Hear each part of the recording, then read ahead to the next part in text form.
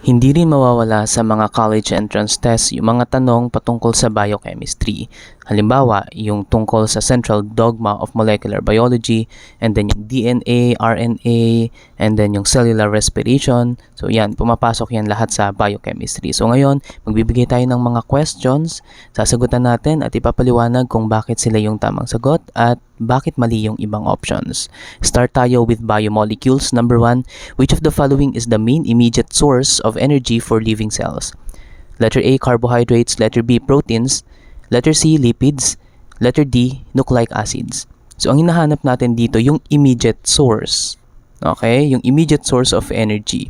Ang sagot natin dito ay letter A, carbohydrates. Okay, start muna tayo dito sa proteins. Ang proteins, saan natin to ginagamit? Para sa building. Okay, para sa building ng mga tissues and even repair ng mga tissues. For example, may mga sugat. Okay, yung protein, pwede siyang mag-provide ng energy pero not immediately. Ginagamit yan in emergencies. Okay, now yung lipids naman, hindi siya again, immediate source of energy. Saan siya? Sa long-term storage. Okay, so sa long-term storage. Para kapag naubos yung immediate source natin, meron pa tayong lipids na available. Okay, so ang kagandahan naman sa mga lipids, nag-yield sila ng mas mataas na energy per gram compared sa mga carbohydrates. Pero mas mabagal silang i-metabolize. Okay, now yun namang mga nucleic acids. Again, ang nucleic acids natin, yung DNA, at saka yung RNA, again, ang ginagawa nila, nag-store sila ng genetic information. Hindi sila ginagamit as energy source, as primary energy source. So, ang sagot natin dito, letter A, carbohydrates, especially yung glucose natin. No? Yung glucose, no, ang ginagamit natin yan as main immediate source of energy. And then, binibreakdown lang yan para mag-produce ng yan, ATP or adenosine triphosphate. Okay? So, next, ayan, again, carbohydrates like sugar, starch, glycogen, sila yung main short-term or immediate source of energy. Ang mga lipids, again, sabi natin kanina, for long-term, for insulation din, no, para i-keep yung heat sa isang body. Sa mga hormones like yung mga progesterone, testosterone, yung mga yan, estrogen, tawag sa kanila mga steroid hormones. Galing sila sa cholesterol, which is part nitong lipid group. And then you have proteins for structure. Actually, maraming function yung proteins na yan. Ginagamit sila as biological catalyst. Dito papasok yung mga enzymes for transport, signaling, but again, not mainly for energy. And then nucleic acids, again, nag-store lang sila ng genetic information which is useful for protein synthesis, not as immediate energy source. Okay? Next, number 2, which biomolecule contains genetic instructions for the development and functioning of all living things? Letter A, proteins. Letter B, lipids. Letter C, carbohydrates. Letter D, nucleic acids. So, gaya ng nabanggit natin kanina, alam na natin yung function ng proteins. So, sila, ginagamit natin for repair, for growth. So, A is wrong. Maraming function pa ang protein, no? Ang lipids naman for insulation, yung mga hormones, ayan. So, lipid is also wrong. Carbohydrates, ginagamit natin yan as energy source. So, ang sagot natin, nabasa natin yung genetic instruction. Ang sagot automatically, letter D, nucleic acids. Okay? So, ano ba yung mga nucleic acids natin? We have DNA.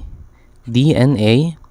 Meron din tayong RNA. Okay? So, ang DNA, again, yung function niya ay ini-store niya, no? Yung, ito'y talaga yung genetic material ng isang organism. So, meron yung mga hereditary information na pinapasa from parents papunta sa kanyang mga offspring. Okay? So, yan yung DNA natin. So, mamaya titingnan natin, no, yung iba pang mga notes about DNA. Ang RNA naman, or yung ribonucleic acid, ang function niya ay dun sa protein synthesis. So, may iba't ibang types tayo niyan. Makikita natin mamaya. Ayan, again, DNA. Siya yung genetic material, nag-store ng mga hereditary information. Wala nang iba pala dito, no? Pero ang DNA, yung mga parts niya, or yung mga components niya, ay syempre yung sugar. Okay? Yung sugar, meron pa yung phosphate group. May phosphate group siya. And then, meron siyang mga nitrogenous bases. Okay? Like yung ATCG natin. Yung adenine, thymine, cytosine, at saka yung guanine. Okay? Again, ang DNA, double-stranded yan. Okay? Ang RNA usually sila yung mga single-stranded. Okay? Ang iba't ibang types niya, nandito siya, mRNA, tRNA, rRNA. Yung mRNA, messenger yung ibig sabihin niyan. Okay? Kapag mga messenger RNA, messengers, o dinadala nila, carrier sila ng genetic information mula dun sa DNA, papunta dun sa mga ribosome. Okay? Yung tRNA naman, ang ibig sabihin ng letter T ay transfer. Siya naman yung may daladala ng mga amino acids. Okay? Dinadala niya yung amino acids doon sa ribosome kapag mag-assemble na ng protein. Tapos itong rRNA, ibig sabihin ng R is ribosomal. Ribosomal. Okay? Ito na yung mismong component ng ribosomes kung saan ginagawa natin yung mga proteins. Okay? Again, messenger RNA, transfer RNA, and ribosomal RNA, sila yung iba't ibang uri ng mga RNA. Okay? Again, ang RNA usually mga single-stranded compared dito sa mga DNA na double-stranded. Okay? And then, ano pa ba? Ang RNA, wala siya nung thymine. Okay? Again, ng RNA, walang thymine. Anong meron siya? Letter U, which is uracil. Okay? So, yan. Ano naman yung mga nucleotides? Ang nucleotides, sila yung monomers ng nucleic acids, or kumbaga sila yung pinakang basic component ng mga nucleic acids. So, it's a combination of sugar with the phosphate group and then yung mga nitrogenous bases. Gaya nung sinabi natin dito, sugar, phosphate group, at saka itong mga nitrogenous bases. Okay? So, yan. Ang ATP is also a nucleotide. Mamaya makikita natin yung structure ng ATP. Ang definition niya again is adenosine triphosphate. Okay? Special siya na type ng nucleotide na nagbibigay ng energy para sa mga cellular processes. Okay? Ganun din siya. Meron siyang nitrogenous base. Ang nitrogenous base niya, syempre, adenine. Okay? Tapos meron siyang ribose, which is a sugar. And then meron din siya ng mga phosphate group. Okay? So, next tayo. Next, number 3, enzymes. Enzymes are best described as letter A, structural carbohydrates, letter B, lipids that store energy, letter C, proteins that speed up reactions, letter D, nucleic acids that store information. Okay. Ang enzymes ay mga proteins. Okay? So, with that, yung letter A cancel agad, B cancel, D cancel. Ang sagot natin letter C. Okay, pero papalalimin pa natin yung ibig sabihin ng mga enzymes or yung mga functions nila. Pero based on this option, ang mga enzymes, they are proteins that speed up reactions. Ito mahalaga to, speed up. Di ba alam natin, kapag sinabing speed up reactions, sila yung mga catalyst. Di ba kapag may mga chemical reactions, may iba't iba tayong uri ng catalyst. So, ang enzymes, ang tawag natin sa kanila, mga biological catalyst. Okay? Kasi sila yung mga protein na nag-speed up or pinapabilis nila yung mga chemical reactions sa mga living organisms. And again, dahil catalyst sila, hindi sila consumed in the reaction. Okay? So again, hindi sila nakukonsume doon sa reaction. So mamaya titingnan natin. Ayan, letter C, proteins that speed up reaction. So, dahil catalyst din sila, no, 'di ba? Pag-aralan natin sa chemistry, ano yung function ng mga catalyst? Ang ginagawa ng catalyst, pinapababa nila yung activation energy. Okay? E sub A or EA, activation energy. Para mas mababa yung energy na kailangang i-overcome para mag-proceed ang isang chemical reaction. Ayan, so ang enzymes, again, they are biological catalysts. Ang function nila is speed up ang mga chemical reactions by lowering activation energy. Most enzymes are proteins. Yung active site, ito yung region kung saan nagbabind yung substrate. Mamaya may example tayo dyan through illustration. Okay? Ang enzymes then, they are highly specific based on the lock and key model. Okay, for example, meron kang ganitong itsura ng enzyme, for example lang, yung mag-fit lang dyan na mga substrate is yung fit dun sa active site. Itong region na to, this is the active site. Ito naman, this is the enzyme. Ito naman yung substrate. Okay, so kung ang itsura ng enzyme mo ganito, syempre, hindi pwede yung ganitong klaseng substrate. Dito pwede. Okay, so yan. Again, ito yung mga diagram natin, no? Pinapakita sa atin kung ano yung mechanism, no? Kung paano nagfa-function yung enzyme kapag present na yung kanyang substrate. So, this one is specifically yung lock and key model. Kasi kung ano yung substrate, very specific siya dito sa enzyme. Ito yung active site niya, and then didikit dito yung substrate to form this kind of complex, and then after that, magbe-break yung bond dito to form these products. Okay? So, ang mga enzymes, sila yung mga amino acids na phenoled into specific three-dimensional shape para makabuo ng ganitong klase ng mga structures. Okay? Yung active site again, ito siya, dito nagbabind yung substrate. So, kapag tinanong sa ang specific part ng enzyme nagbabind ang mga substrate, ang sagot natin ay yung active site. Okay? So, next. Ayan, number 4. Which of the following would not affect enzyme activity? Letter A, temperature. Letter B, pH. Letter C, substrate concentration. Letter D, type of nucleotide present. So, tinitingnan natin dito, alin yung hindi makakaapekto doon sa enzyme activity.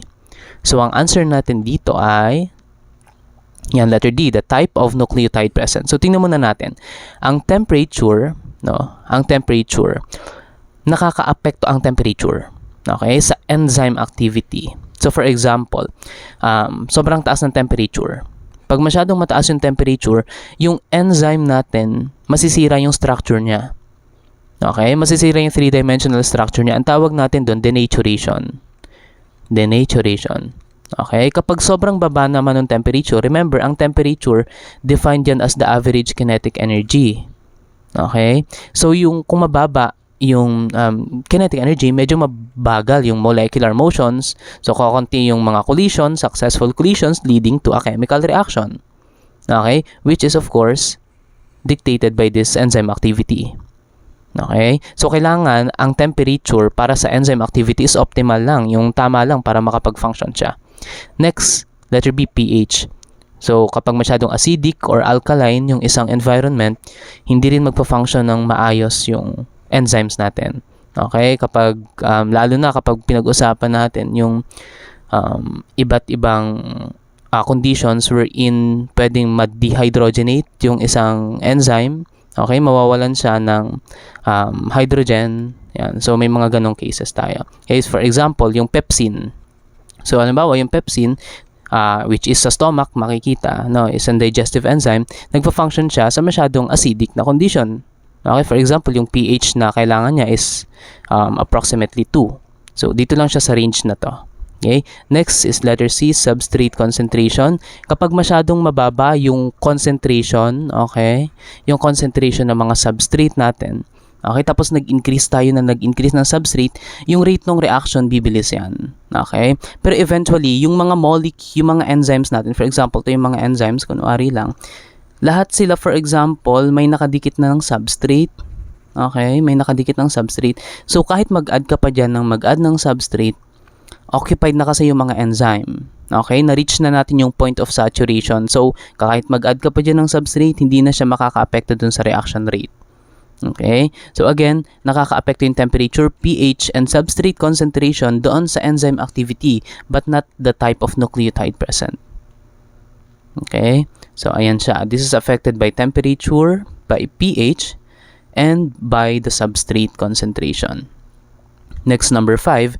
A scientist finds that a certain enzyme works fastest at 37 degrees Celsius but stops working at 80 degrees Celsius. Why? Letter A, the enzyme was used up. Letter B, the enzyme was denatured. Letter C, the enzyme changed into a carbohydrate. Letter D, the enzyme was converted into ATP. Okay? So, ang tinitingnan natin dito, yung difference in temperature. Yung enzyme activity at two different temperature conditions, 37 degrees Celsius and 80 degrees Celsius. Okay? So, ang sagot natin dito is about the effect of temperature in enzyme activity, which is, alam natin, denaturation. Okay? Kapag sobrang taas, tingnan nyo, tumaas yung temperature natin sa 80. Ibig sabihin, na-denature yung enzyme, nasira yung three-dimensional structure niya. Okay, so ang answer natin is yes, letter B. Okay, so again, ang denaturation is the loss of a protein's three-dimensional shape. Ibig sabihin, nasira na yung kanyang active site. Okay, ibig sabihin yan kasi nasira na yung yung amino acid sequence kapag na-denature na yung isang protein. Okay, it is caused by heat, by extreme pH, or by the addition of chemicals. For example, yun nga, kapag sobrang taas ng temperature, ayan, medyo binibreak niya yung mga bonds doon sa protein. Yung shape niya nasisira. Kapag sobrang taas din ng pH, very acidic or very basic yung condition, masisira din yung shape ng ng enzyme. Yung chemicals din, for example, yung mga detergents o kaya alcohol, yan, makakapag-interfere yan doon sa function nung enzyme natin. Okay? So kapag denature na yung enzyme, hindi na yan makakapag-catalyze ng mga reactions. Bakit? Nawala na yung function niya. Okay? At saka ito kasi irreversible na to. So maraming mga denaturation processes, mga irreversible sila usually, no? Ibig sabihin, hindi na pwedeng ma-regain, hindi na pwedeng bumalik doon sa dati niyang shape. Yan. Ito yung application niya sa cooking, yung mga egg whites pag nag-solidify, ibig sabihin yung proteins na denature na. Okay, 'di ba? Yung egg white kasi transparent 'yan, no? Mostly protein. Pero pag niluto mo siya, nagiging white siya at saka solid. Bakit? Kapag nagluto ka, syempre nag-apply ka ng heat. Okay? So yung heat na 'yan, denature niya yung protein. Nagbabago rin yung texture niya. Okay? Next, number 6, what is the main role of ATP in cells? Letter A, to store genetic information. Letter B, to provide energy for cellular processes. Letter C, to act as a structural component of membranes. Letter D, to speed up reactions. So kung may tatanggalin tayo dito, alam natin, tatanggalin na natin si letter D. Kasi sino yung nag-speed up ng mga chemical reactions? Enzymes yon, biological catalysts yung mga yan. Sino yung nag-store ng genetic information? Mga nucleic acids sila. Okay? Mga nucleic acids. Now, letter C, tingnan natin, to act as a structural component of membranes. Sinong tinutukoy nito? Sino yung mga component ng mga membranes natin? Yung mga lipids na yan. Sila yung main component niyan. Okay? So, by elimination, sure tayo na ang sagot ay letter B. Yes, to provide energy for cellular processes. Yan yung pinaka-function ng ATP. Okay? So, again, ang ATP is adenosine triphosphate. Siya yung energy currency of the cell. Siya yung nagsusupply ng energy para sa lahat ng mga cellular activities natin. No, halimbawa, sa mga active transports, so kailangan natin dyan ng ATP. Sa mga muscle contraction, for example, no, yung mga nerves, yung cell division, kailangan ng adenosine triphosphate. Yan. So, energy is released when the terminal phosphate bond breaks. Ibig sabihin, kapag yung adenosine triphosphate natin nag-break into ADP, yung ADP is adenosine diphosphate, tapos inorganic phosphate. Okay? So, yung bond kasi between those phosphate groups, may energy doon. Kapag nasira yon to release these two, may energy na nare-release. Okay? So, what else? Ayan, ito yung structure ng ATP. Okay? Meron tayong adenine, which is the nitrogenous base. You have the ribose, which is the sugar. And you have the triphosphate chain. Again, alpha, beta, gamma phosphate groups, depending on their position relative to this carbon. Okay? So, again, tatlong groups yan ng phosphate. Okay? So, again, tandaan natin, kapag ATP, nagpo-provide siya ng energy. Yung mga bonds between dito sa mga phosphate groups na to, yan, kapag nasira yan, puproduce yan ng mataas na energy. Okay, next. Number 7. During cellular respiration, most of the ATP is produced in which organelle? Letter A, mitochondrion. Letter B, ribosome. Letter C, nucleus. Letter D, chloroplast. So, saan daw napuproduce yung pinakamaraming ATP? Saang organelle? Okay? So, kung meron tayong tatanggalin dito, pwede na nating tanggalin si nucleus. Pwede na nating tanggalin si nucleus kasi ito yung control center natin. Kapag nagpo-produce ng ATP, di ba, tanda naman natin, laging sinasabi, what is the powerhouse of the cell? Kapag powerhouse of the cell, ang sagot natin, yes, letter A, mitochondria. Okay? Bakit yung mitochondria? Kasi ito yung site ng aerobic respiration. Ayan, siya yung site ng aerobic respiration. Kapag aerobic respiration, kailangan niya ng oxygen. Present dapat si O2 para mangyari yung aerobic respiration. Okay, so again, ang mitochondria, ito yung powerhouse of the cell natin, which is also a membrane-bound organelle sa mga cell natin.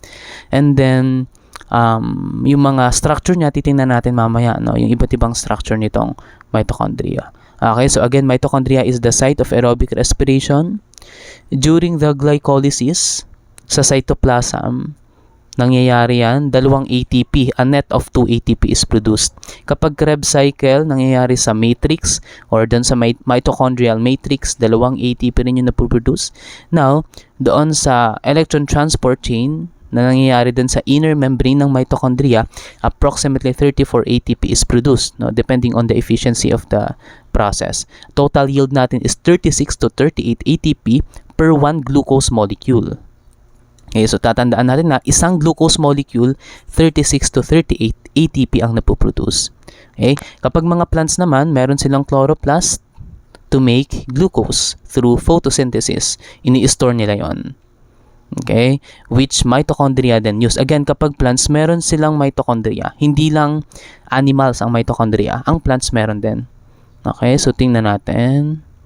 Ayan, ito yung mga parts ng mitochondria na para siyang corn dog, no? Ito yung outer membrane niya.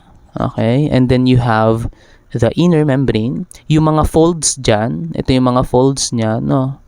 Parang kulukulubot siya. Ang tawag natin dyan ay cristae. Ang function ng cristae is para i-increase yung surface area.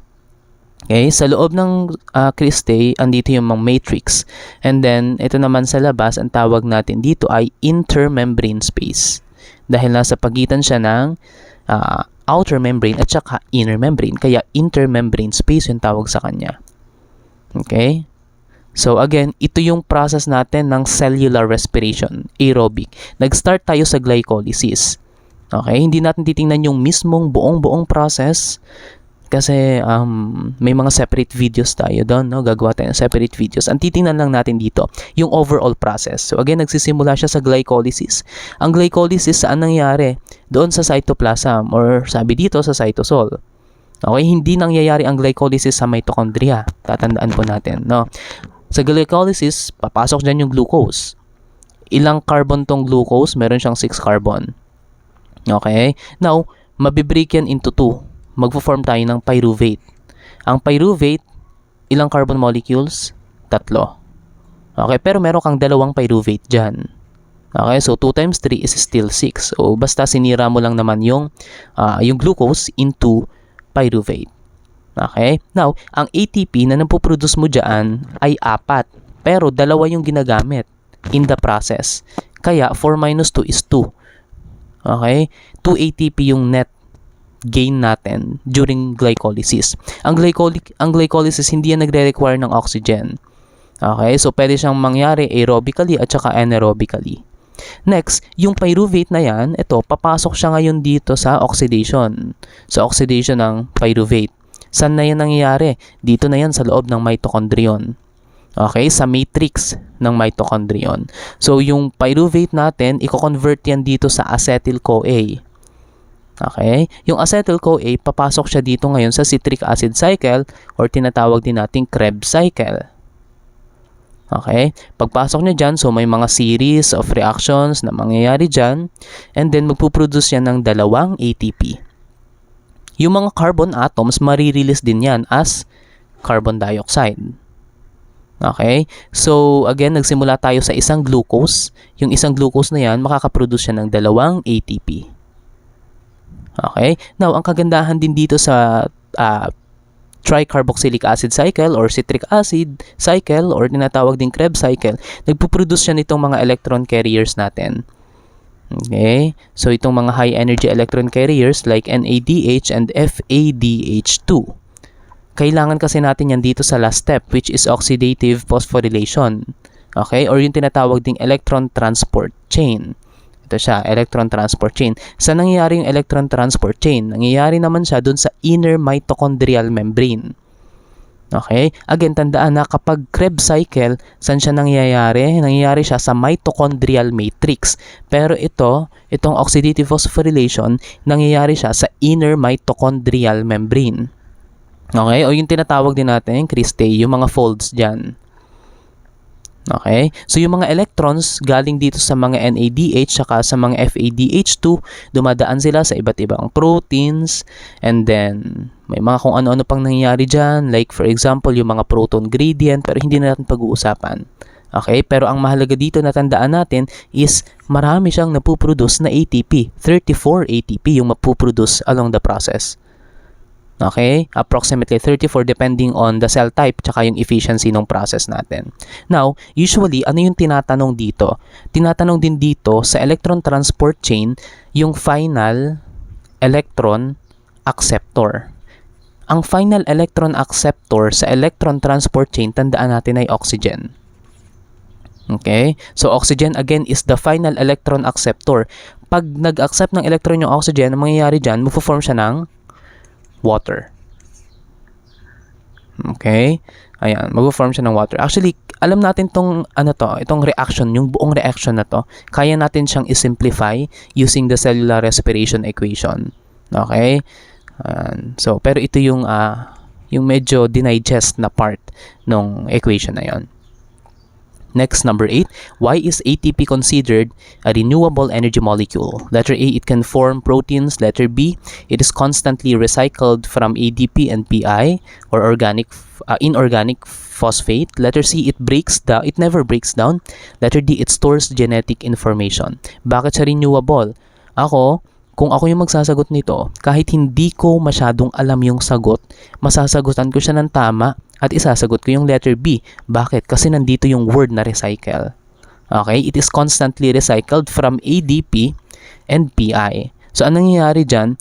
Yung adenosine diphosphate natin, ADP, tsaka itong PI, magpuproduce siya ng ATP. Ang tawag natin dito sa reaction na to, sa process na to, is phosphorylation. Ibig sabihin, nag-a-add tayo ng inorganic phosphate doon sa ADP to form ATP. Okay? So, ang sagot natin again is letter B. It is constantly recycled from ADP and PI. At again, kapag nag-break yun, di ba, meron tayong tatlong phosphate group. Pag na-break yan, galing sa ATP, pabalik tayo sa ADP and PI. Pero pag nagsama-sama yung tatlong yan, ATP na yon.